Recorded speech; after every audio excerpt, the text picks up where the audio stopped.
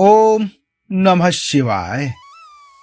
सौम्य प्रदोष व्रत कथा।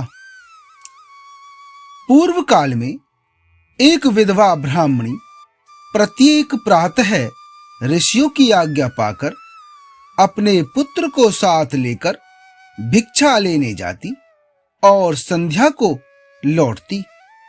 भिक्षा में जो कुछ भी मिलता उससे अपना कार्य चलाती और भगवान शिव जी का प्रदोष व्रत भी करती।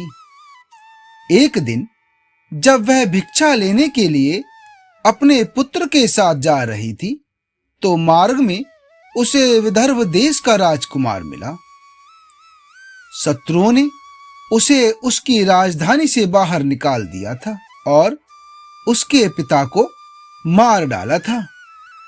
वह मारा मारा फिर रहा था।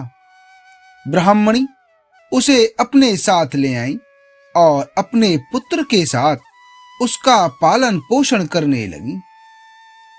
एक दिन उन दोनों राजकुमार और ब्राह्मण बालक ने वन में गंधर्व कन्याओं को देखा। ब्राह्मण बालक घर लौट आया लेकिन राजकुमार साथ नहीं आया क्योंकि वह अंशुमती नामक गंधर्व कन्या से वार्ता करने लगा था। दूसरे दिन वह फिर अपने घर से वहां आया जहां अंशुमती अपने माता पिता के साथ बैठी थी।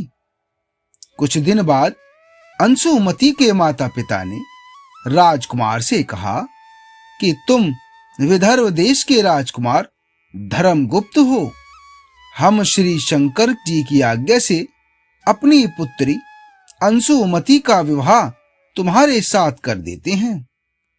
राजकुमार धर्मगुप्त का विवाह अंशुमती के साथ हो गया।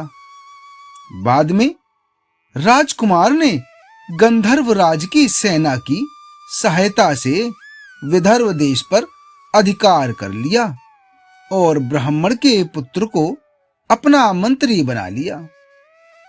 यह सब उस ब्राह्मणी के प्रदोष व्रत करने का फल था। बस उसी समय से यह प्रदोष व्रत संसार में प्रतिष्ठित हुआ।